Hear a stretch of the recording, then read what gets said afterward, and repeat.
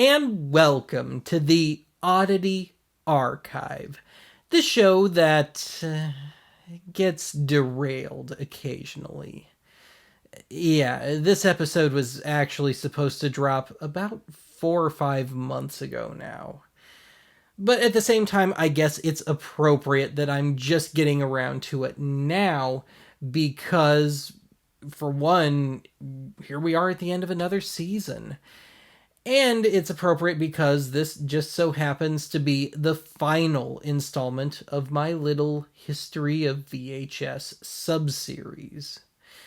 Now, the whole reason that this got held up for so long was because I just wasn't finding a good method of capturing the footage for what is the heart of today's episode, specifically the short-lived, quirky D-VHS quasi format. And this was especially a priority of mine because, as it turns out, like with the last installment when we did SVHS, it looks like, as of my making this, nobody has attempted to piece together a history of the quasi format. So here I go again. Now, we also need to just wrap up the general saga of VHS, so we're also going to devote some time to those little oddball attempts at keeping the format relevant and the official end of the format, and we'll touch upon a certain revival of the format. Needless to say, but I'm going to say it anyway, we've got a lot of ground to cover here, so let's get to it.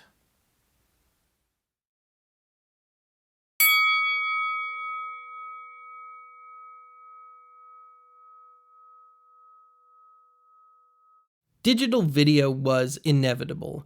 I mean, we'd already been writing computer programs to tape since the 50s. Incidentally, VHS was later used on some data backup systems. Anyway, digital video was first standardized in 1982, and the first proper digital video format arrived in 1986 with Sony's D1, or Digital One, which, in case the looks weren't obvious enough, was strictly intended for professionals. By 1994, this was joined by D2, D3 Digital Betacam, aka Digibeta, and D5, the latter being full-blown 1035 and 1080i interlaced high definition. In one last bit of rivalry with Sony, in 1995, JVC countered Sony's Digibeta with Digital S, later renamed D9. Digital S kept the same shell and half-inch tape size as VHS and SVHS, although the tape stock formula was changed to a rich, high-density metal particle, or MP, formulation to accommodate the greater data needs. Digital S tape could also be used for someday somebody's gonna make you want to turn around and say goodbye. Okay, let's jump back slightly here. In 1991, Japanese public TV network NHK officially regularly began broadcasts in the Muse High-Vision standard, an analog high-definition system which ran at 1035i, equivalent to 1,125 lines total. This was followed in 1994 by a line of Japan-only Muse Laserdiscs. So, of course, the logical progression would be the ability to record in that quality. And so, later in 1994, JVC introduced their latest VHS variant, w-vhs, or wide VHS. This system allowed for full high-def broadcast quality recording via component video. Of course, if you so chose, you could still record at standard definition levels as well, or, somewhat tantalizingly, you could record the needed if you will, strips to accurately recreate standard definition 3D footage. I have no idea if anyone actually ever tried this, though.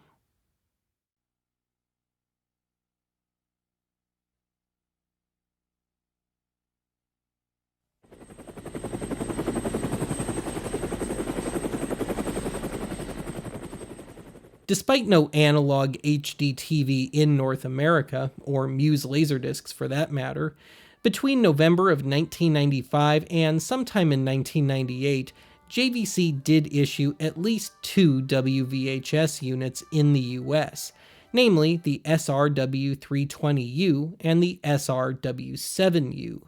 With a price tag of $9,850 for the 320, w-vhs was clearly aimed at the professional market. JVC pulled the plug on w-vhs later in 1998, and it probably had something to do with...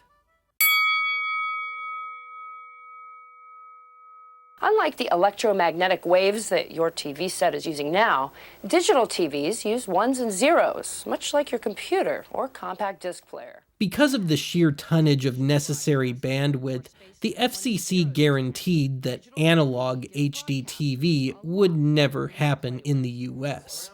Instead, digital HDTV, as we know it, was born out of the FCC's demands regarding bandwidth use. It took a few years, but the ATSC, Advanced Television Systems Committee, did create and settle on a standard acceptable to the FCC. The ATSC 1.0 standard, as it became retroactively known, broadcast video in the MPEG-2 format and audio in the Dolby AC3, read Dolby Digital format. The first experimental digital HD broadcasts, again in the US, began in July of 1996. On October 29, 1998, digital HDTV went commercial with the broadcast of John Glenn's Return to Space. Now the question became how to facilitate off-air recordings of such things. Well, as it turned out, JVC didn't have to look too far because they could just carry over their digital S/WVHS tape stock to...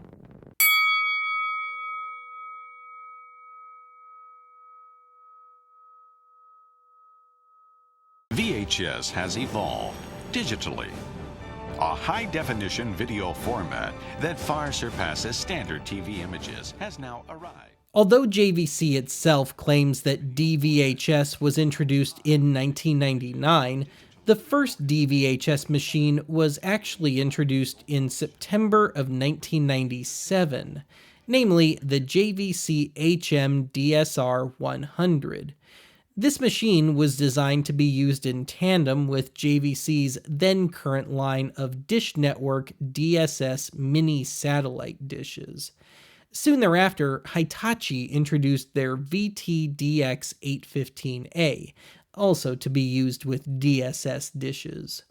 The catch was that given that different DSSs used different encoding, not to mention those pesky smart cards, tapes were all too often not interchangeable between machines. I guess you could look at these early D-VHS decks as the precursor to the hard disk-based digital video recorder, DVR.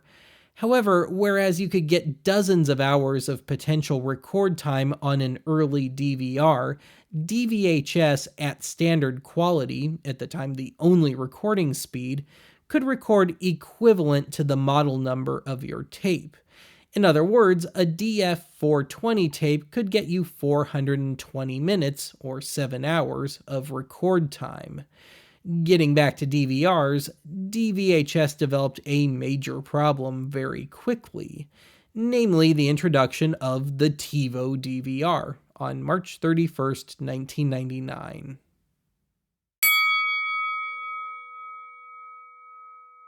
But News 13's Dave Malkoff was there for the grand kickoff, and he joins us live from the Convention Center with a tour of the show. Dave? Well, Michael, this is the pinnacle of technology, CES 2001. There are so many cool gadgets. At the January 2001 Consumer Electronics Show in Las Vegas, JVC announced the first fully independent D-VHS deck, but gave no real specifics, like a model number.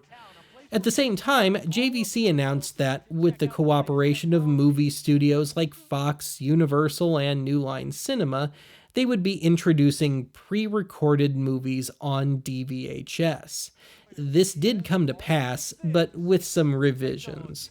The big one being that the movie studios were unhappy with the copy protection available on DVDs at the time. The studios wanted HDCP encryption on any released content. This was problematic because, at the time, only the unfinished JVC Dahlia HDTV could decode such a thing. When the Dahlia was introduced that summer, it cost a mere $13,000. JVC was ultimately able to handle HDCP decoding on the VCRs themselves. However, it forced pre-recorded major studio D-VHS to effectively become its own subformat. A subformat of a subformat when you think about it. This subformat was dubbed D-Theater.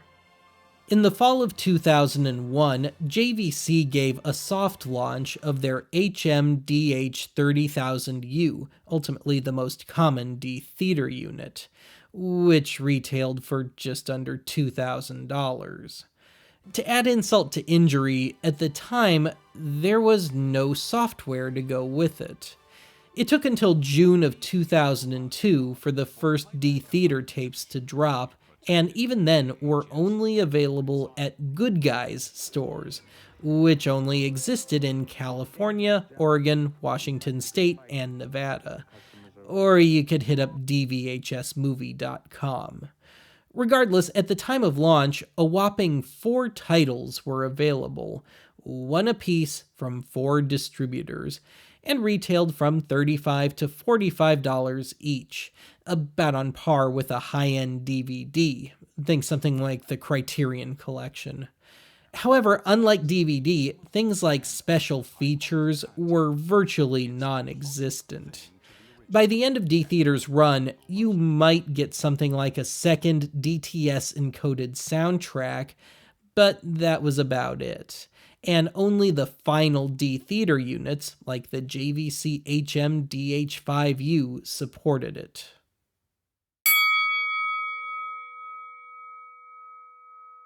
It took until the launch of D-Theater to finally standardize the recording end of D-VHS. By the time all was said and done, blank D-VHS tapes sold for between $10 and $15 each, the longest tape being the DF480, which could record up to 50 gigabytes of data at up to 4 recording speeds. This worked out to, in high definition, 4 hours at HS, or high speed, this was full-blown proper 1080i, 8 hours at STD, or standard speed, in standard definition 24 hours at LS3, or low speed 3, and 40 hours at LS5, or low speed 5. In addition, all D-VHS units, D-Theater or not, were not only backward compatible with SVHS and standard VHS, but could record in SVHS, SVHS-ET, and standard VHS.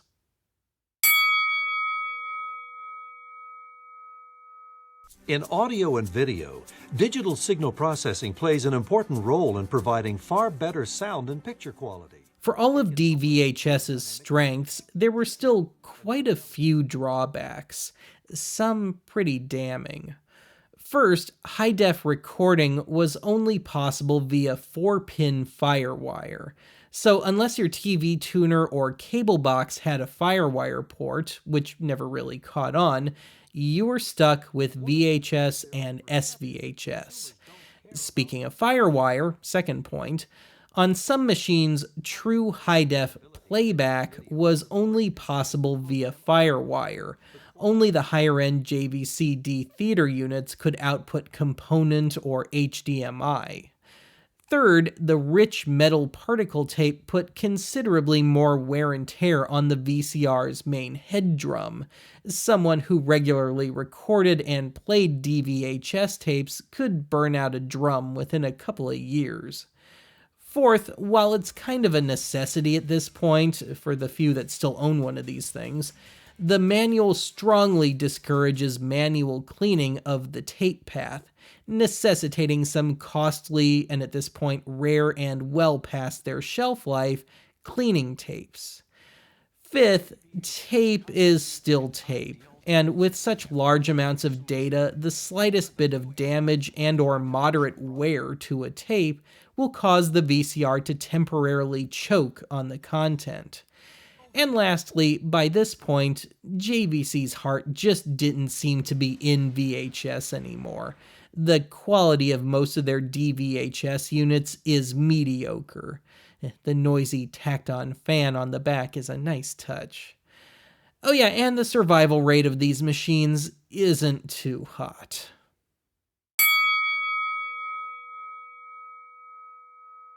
There's a fair amount of period documentation describing the lack of compatibility from one machine to another, particularly between JVC and Mitsubishi machines.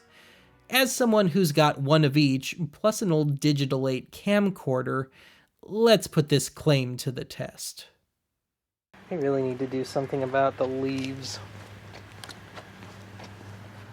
Get a good bright sunshiny shot here.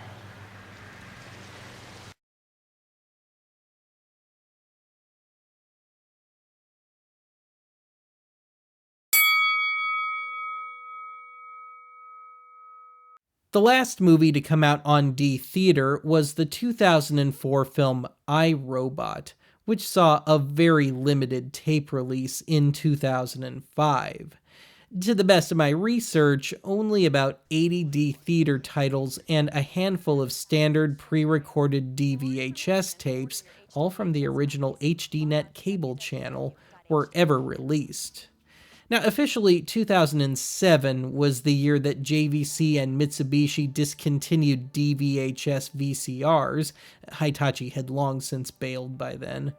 Having said that, I have found no evidence that any new VCRs were manufactured after the end of 2005. I'm guessing it just took a while to unload the old stock. Of course, the end of D-VHS is no great shock. DVRs were on the market as early as 1999, and standalone DVD recorders were available as early as the early 2000s, or 1999 in Japan. None of which required any special equipment. As for D-Theater, HD DVD and Blu-ray both debuted in 2006, rendering it completely irrelevant.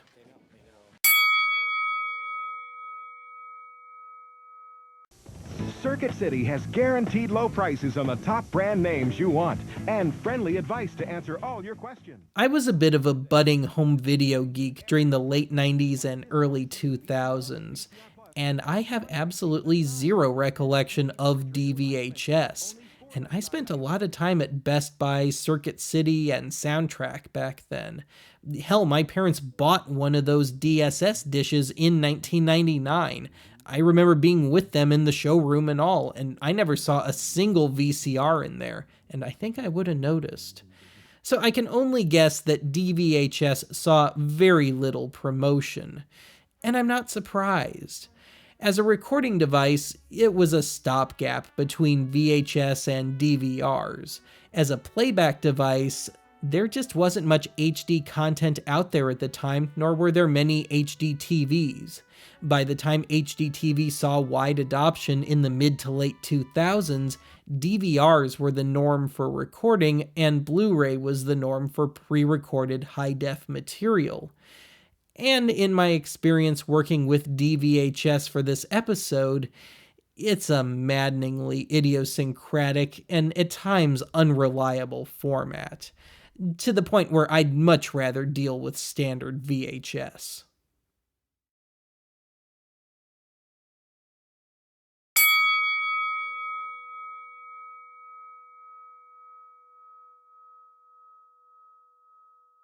I think we can safely say that VHS largely existed on its own ubiquity during the 2000s.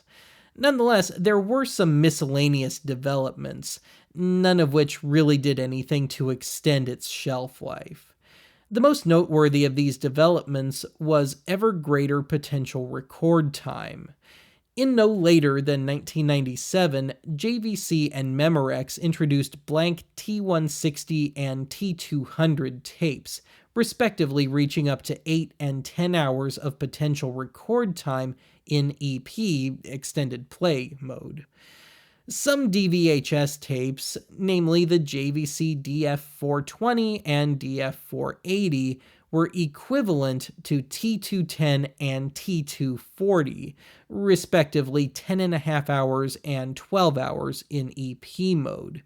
Having said that, to the best of my research, standard tape stock T210s and 240s were only released in Japan and South Korea. Anyway, the trade-off was that, as we already learned with Betamax, the more tape, the thinner it's going to have to be to fit in the cassette, and by turn, that much less robust.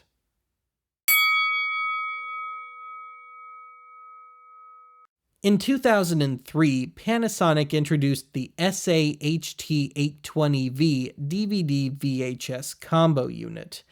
This machine is noteworthy because it could record in the VP, very long play, speed, which ran at 1/5 the speed of SP, standard play mode.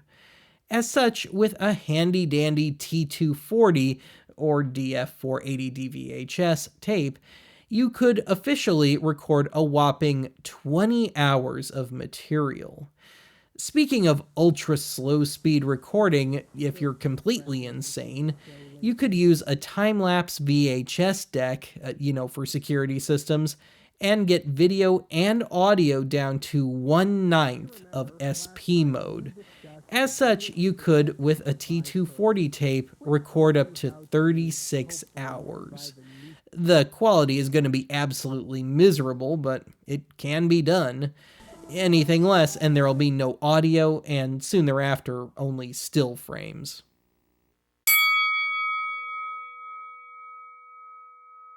On October 27, 2008, JVC announced it had manufactured its final standalone VHS machine, and as far as I know, the last one, period. Only 4 more days and it would have been a perfect 32 years. Anyway, at the same time, Distribution Video Audio Incorporated, a small Burbank, California company which stocked Family Dollar stores and a few others, shipped the final truckload of pre-recorded VHS tapes. Meanwhile, Japanese manufacturer Funai continued to churn out cheap VHS DVD combo decks, but threw in the towel in July of 2016. Not necessarily due to lack of sales, though. They were still selling around 750,000 units a year. But instead, it was due to lack of parts.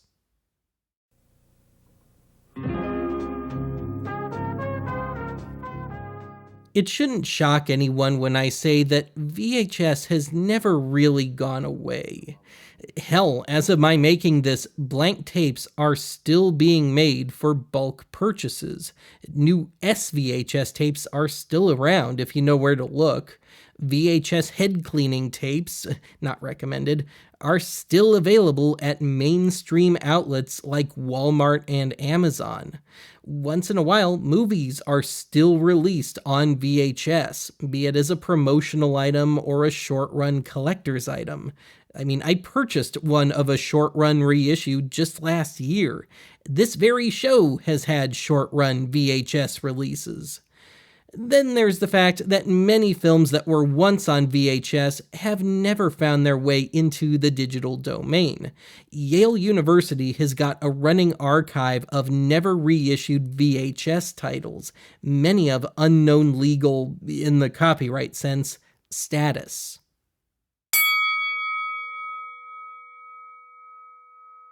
All too often, these days when we think of VHS, we think of a certain hipster stereotype. Now, while I don't foresee VHS ever having quite the resurgence that, say, vinyl records have, I do hold out hope for some new higher-end tape decks. I mean, we've still got good new turntables and film projectors. Anyway, over the last few years, it's largely been the horror community that's really brought back VHS. How apt. It doesn't explain the absolutely insane prices some folks have paid in recent years for old tapes, though. Another, less surprising piece of the VHS renaissance has come from the art community, particularly the art pop world. Just as the original purveyors of video art during the 60s and 70s were interested in exploiting the shortcomings of videotape for effect, think video feedback, subsequent generations have been interested in exploiting the hazy, undefined video quality of VHS, the glitches that occur when a tape is worn out, damaged, or copied too many times, and all those other uncanny, unrepeatable, After Effects, analog-isms.